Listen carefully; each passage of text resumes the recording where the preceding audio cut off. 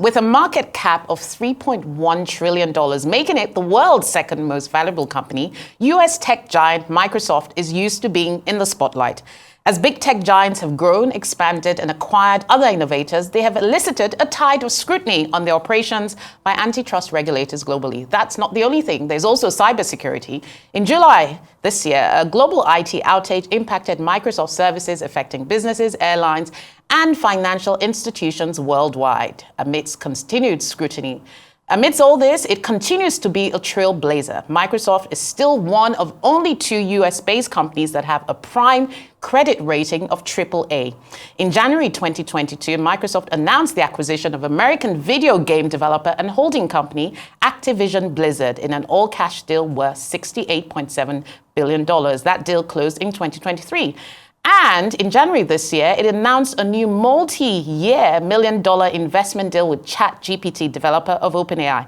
Its record in Africa has also been in the news. A partnership with Abu Dhabi's G42 led to the announcement of a $1 billion geothermal data center in Kenya as part of its effort to expand cloud computing services in East Africa.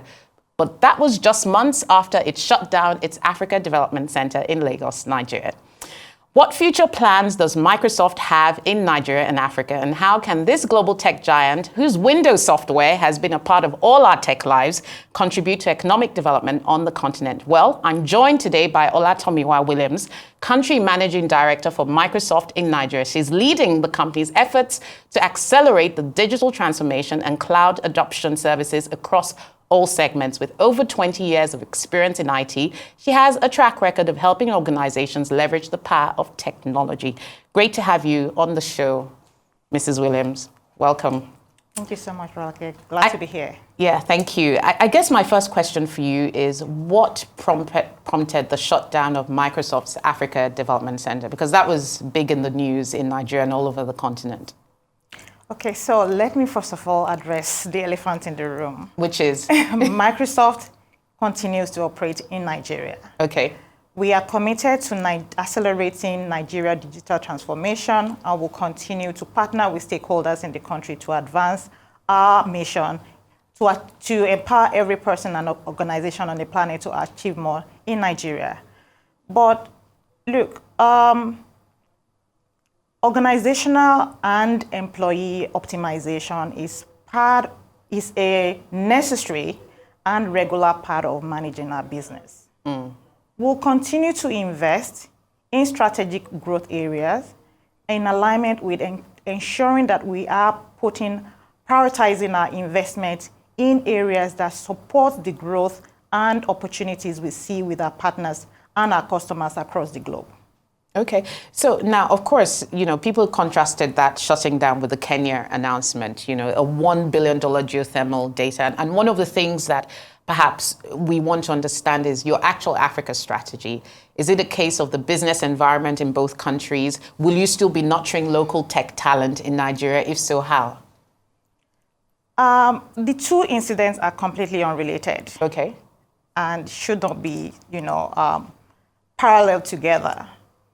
Microsoft investment strategies aligns with our global outlook, and will continue to prioritize investment in all our African countries. We have mandates to continue to grow and nurture talent within our Africa ecosystem, and Nigeria is one of our key markets within Africa. Today, we still continue our partnership with federal government of Nigeria through the Ministry of Communications, Innovation, and Digital Economy. We have provided courses, Microsoft courses on our platform, the Digital Skill Nigeria platform, which is can be accessed from www.digitalskillsnigeria.gov.ng, integrated into the Federal Ministry of Communications, Innovation, and Digital Economy 3MTT platform, providing Nigerians with access to curated courses on Microsoft platform, from basic digital skills to advanced digital skills and certification programs. So every Nigerian today have access to that platform, and I encourage everyone to take advantage of that. Beyond that, we also have partnership with different private organizations across Nigeria. One of the examples is the partnership with one of our skilling partner at Woodlab, partnering with Access Bank to provide skilling to 100 trainers that will continue to skill over 70,000 youth that have access to Access Bank platform. Same we're doing with Wema Bank around SME skilling in partnership with Get Funded Africa. We're doing a lot also with AIG Mogede Foundation to provide foundational skills to public sector employee. And we continue to do more and invest in Nigeria in nurturing local talent. We hope by all these different initiatives that we have, we provide economic opportunity for Nigerian youths across and provide them with the skills and tools that they require to participate in the cloud and AI era. So clearly, I mean, I think you've passed the message on very clearly. Microsoft hasn't left Nigeria. Microsoft is still very much in Nigeria. That was a strategic business decision, obviously not related to the Kenya issue.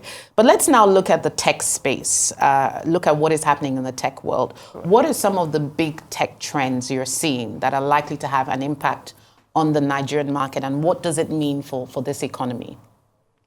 I'll first of all say that, I mean, we've made some significant progress in Nigeria as Nigerian in terms of tech adoption. And cloud has been the primary driver of cloud adoption in Nigeria. Prior to COVID-19, we can say that possibly about 14% of organizations in Nigeria are leveraging technology. But today, over 50% of Nigerian companies are adopting technology and also looking at leveraging technology to continue to innovate and expand into new markets. But of course, we understand that with the opportunities, there are also challenges. Challenges such as access to reliable connectivity. But I know that government is really focused on, addressing this issue.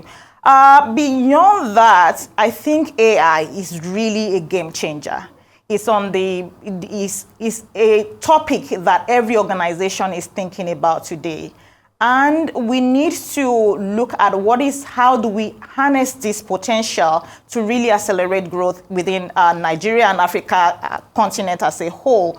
So for companies that are already on this journey, we are working with them, we are partnering with them, and also providing the level of education required for them to be able to take on AI in a responsible manner that will help to really drive positive impact across board. Yeah, I mean, people often talk about how AI is going to be so impactful, but can you help us understand what specific use cases of AI in Nigeria would really make an impact? Where do you see the opportunity to solve problems using AI technology and applying it to specific problems in the Nigerian economy?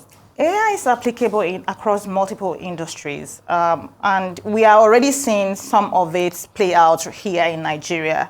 So, for example, we've seen how organizations in Nigeria are leveraging AI to address health challenge, where they provide leverage cloud and AI solution to target health solutions to underserved communities. For example, and also in sustainable energy as well, ICE's Commercial is one of the startups that is partnering with Microsoft to leverage our Azure and OpenAI platform to target clean energy to underserved community in a sustainable manner. And we're also seeing use cases around agriculture, where we can potentially reduce the agricultural wastage by providing access to markets to farmers, and also enabling higher yield with predicting weather forecast for farmers in a sustainable manner, as well as also providing them with insight into yield across board. So AI is applicable in different industries, and we're already seeing use cases. For example, I mean, even in FSI industry, we had if you look at... You mean financial services? Financial services industry. Yes. So today, we have a case study that we recently released with Access Bank, where they're leveraging our co-pilot to enable their employee to be more productive. We are hearing from our customers that for developers that will probably use about 10 hours to write a code, with Copilot suggesting code to them and they just need to edit it, that could be reduced to potentially about 2 hours. And even their project managers and different SBUs within the bank are leveraging this and taking advantage of our Copilot offering. Sure. And we'll continue to partner with different organizations across board to leverage. So obviously with the impact on efficiency and productivity also comes risk. Of course, one of the big global headlines we had earlier this year in July was the global outage, which affected your operating systems around the world. Now, this was really on a grand scale because everything from aviation to operations to malls, literally everything was ground to a halt. And I think that just shows the power of technology and just how much we're connected. How did Microsoft deal with that issue, number one? And what is it doing to ensure, with the advent of these new products, AI, new technologies, to ensure that the internet is, and technology and operating systems are safe and fit for use? A very good question.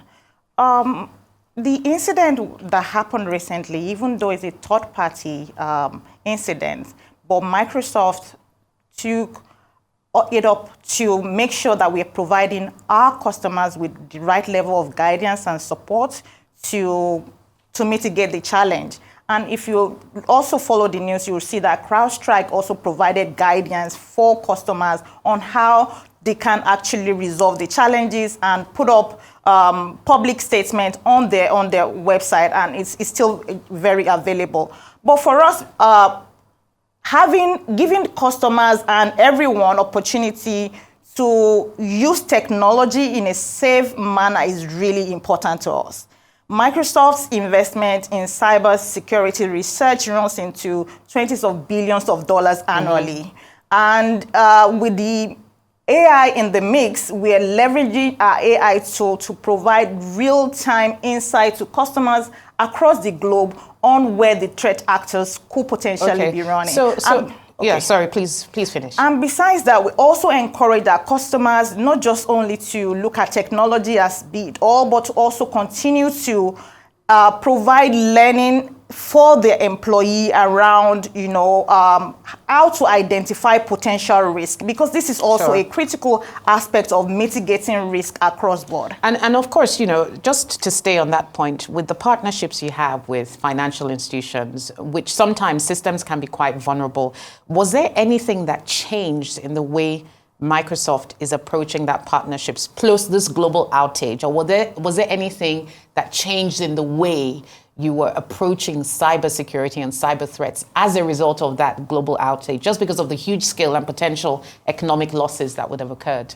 We're a responsible company. We'll continue to make investment in ensuring that our platform is safe and our customers are able to leverage our technology in a safe manner. We have tons of resources that are monitoring our platform on a regular basis. And today, I think we are able to identify over 2.5 billion threats on a daily basis. 2.5 billion threats globally around the world. Globally around the world. How much of that is in Nigeria? Do you have an idea? I don't have that exact number, so I can't share that right now. But I think it's something that we can also drill down into and provide. But this platform is really... Our customers across multiple countries, so we're not segregating a particular country to say this is what we want. We will provide this type of cybersecurity here, but we provide our cybersecurity platform at scale to all our customers across the globe. And with the level of partnership that we also have with government stakeholders, non-for-profit organizations, and cybersecurity bodies across the globe, we are not just looking at this as a Microsoft issue alone. It takes, public sector, private sector partnership to ensure that we are consistently mitigating against the bad actors, the threats posed by the bad actors to all our customers across the world. Yeah. So, Microsoft is obviously very well known for innovation. At the top of my introduction, I mentioned the fact that it had made some acquisitions. It has so many partnerships around the world. True. And this means that naturally it's been in the spotlight. You'd have seen quite a lot of the antitrust regulation and competition regulators keeping a close eye on what big tech companies like Microsoft are doing. So how can a technology company continue to innovate and also manage the challenges posed by antitrust regulation? Because you have to innovate, and sometimes that might mean you're acquiring other companies, you're growing your operations into new segments of the market. How do you strike that balance as an organization? I think it's really important that for us, we understand that competition also fosters innovation and gives customers options on what to decide on what is best for them. So when we are embracing this in a positive manner, but we've learned over the years to continue to partner with governments, the right stakeholders, to ensure that regulations does not stifle innovation, but actually become an enabler of innovation. And we are a law-abiding corporate entity. We will continue to abide by the required regulation and also provide the level of insight required by regulators to make informed decisions. So it's a partnership, and we will continue to invest in that area. Yeah. Okay, so let's talk a bit now about women in tech. You're a woman yourself, and you're in a leadership role in the tech world. I know you have an initiative, I think it's called Uzemi, that seeks to develop female leaders. What is the picture like now for STEM education for girls and for seeing that pipeline of women in tech positions growing to leadership level where they could become an Ola Williams of the future? And maybe more. Yeah, and maybe more, of course. Yeah. So I think over the years, we've seen a lot of innovation around encouraging more women to embrace STEM as a pathway to, contribute to society. But for us, there's still a lot of work to be done. It's a journey.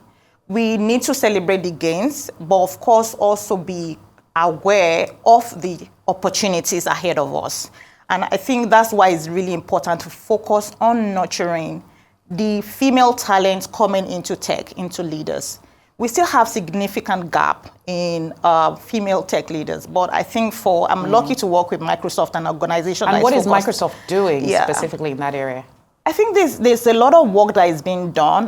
The organization had made deliberate effort to nurture female talent. If you look at across African leadership team from country leadership point of view, I think we have about. In fact, our African president is a female, and we have about 4 female leaders within the African leadership team leading different countries within the African continent. So there's a lot of work that's being done in that regard. But this is not enough. Our organization needs to really have a deliberate plan to nurture female talent. And I think that's what we're trying to do also as well for the Uzemi initiative. It's not just enough to encourage women and girls to embrace STEM, but it's also important to provide them with the networking opportunity, mentoring opportunity, and the structure required for them to grow their leadership capabilities. Sure. Microsoft is in hundreds of countries around the world, and you work for a global organization. Correct. But Africa, Nigeria have some very specific economic, socioeconomic dynamics, and even political dynamics. How do you, as a leader of a subsidiary, if you like, balance what is the global directives of an organization with the peculiarities of this Nigerian market? And the reason I say so is because global decisions affect what happens in Nigeria. Absolutely. I mean, the Africa Development Center was a strategic global decision which management later decided it wouldn't take into the future. So how are you navigating that in Nigeria's current economic context? I think it's really important you've said it, that global organization, we have a global strategic outlook. And that's really important because it helps us to maintain consistency across the different markets that we operate in, and also ensure that we provide the best-in-class solution for our customers and our partners. However, there is also that the need to find that equilibrium between approaching the local market with the global strategy and understanding local nuances. And that's an opportunity for me as a leader to really partner with local ecosystem. For example, partnering with government to understand the directive and what is important with what today, the Minister of Communication is building an AI strategy for Nigeria, and Microsoft is contributing to that. And there are a number of engagements that we're also doing with governments to bring that Microsoft brand to support the local initiative. Also working with tech startups in the countries to provide them the platform required for them to not just only provide solutions to Nigerian problem, but to Africa as a whole, and be able to scale across the continent and across the world. And also important to also provide feedback to Microsoft leadership team based on the context and the nuances that we see here to balance the global strategy to support the local initiative, and also partnering with academia and non-for-profit organizations to ensure that our objective aligns with the local initiative. Fantastic. And speaking of feedback, our feedback to your global CEO, Satya Nadella, is that Nigeria is open for business. Useful population, the demographics into the future are staggering. Hundreds of thousands of tech companies doing amazing work and innovating here, as I'm sure you'll know. So that's the feedback we want to give to the Microsoft Corporation. Thank you so much for being with us, Madam Olatomiwa Williams, Country Managing Director of Microsoft Nigeria. Thank you so much. Thank you so much. Thank you. Well, that's all we have time for on Business Week. I'm Rolake Akikugbe-Feleni. Let's continue the conversation on X. Of course, do have a lovely rest of the weekend.